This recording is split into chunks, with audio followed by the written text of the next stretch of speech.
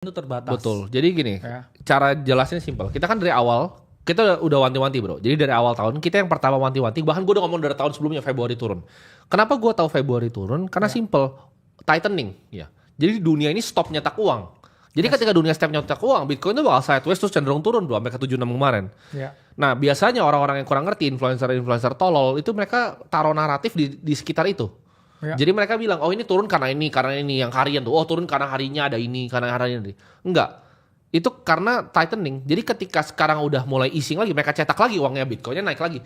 Simple banget cara prediksi Bitcoin. Lu tinggal lihat global liquidity lagi turun atau lagi naik. Kalau liquidity turun ya Bitcoin turun.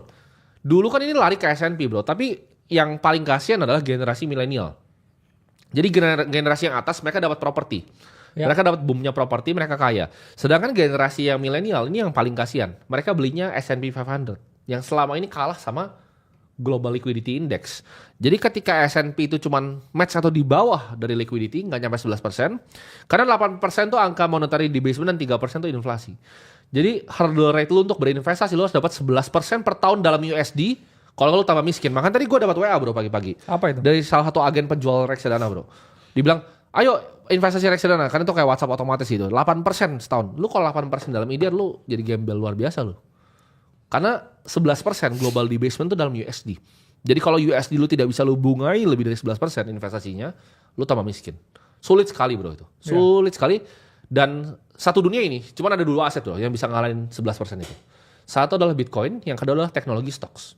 Ya. Jadi kalau teman-teman tarik chartnya antara S&P 500 dengan Magnificent Seven, wah itu jauh banget bro.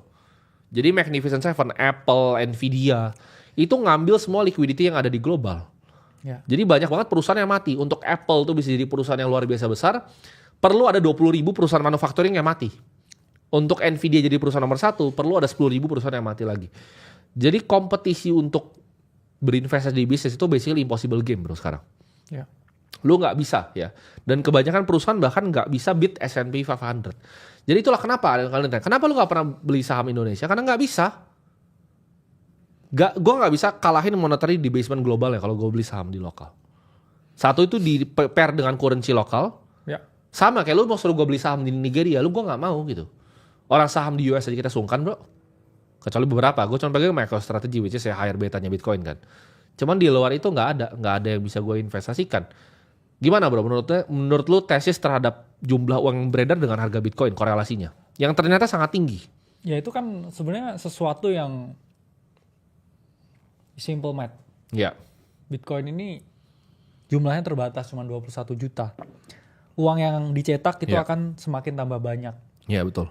Terus kemudian GDP secara global itu akan terus mengalami kenaikan. Sebenarnya bukan karena value dari human itu yang meningkat. Betul. Karena orang tuh tambah banyak jumlahnya. Setuju. Kalau orang tambah banyak jumlahnya ya mau nggak mau value creation tuh bukan karena sesuatu itu unik atau rare. Ya hanya tambah banyak aja orangnya. Ya.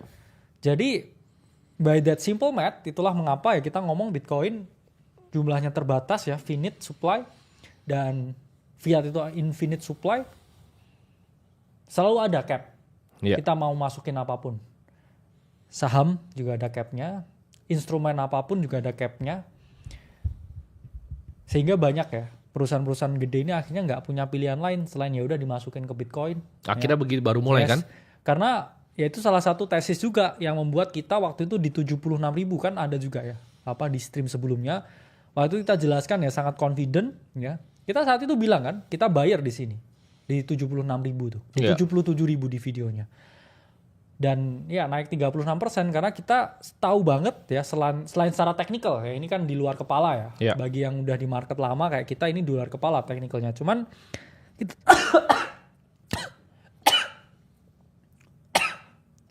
Minum dulu. jadi batuk.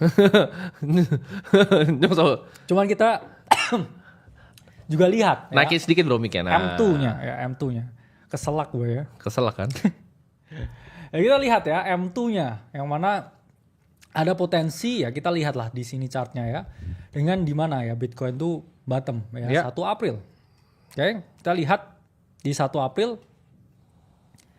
Nah, di sini ya kita tahu di sini M2 money supply ini terus ya mengalami kenaikan ya. Disitulah kita sangat confident ya dengan Bitcoin di sini double bottom dan dia mengalami kenaikan. Tepat ya di 76.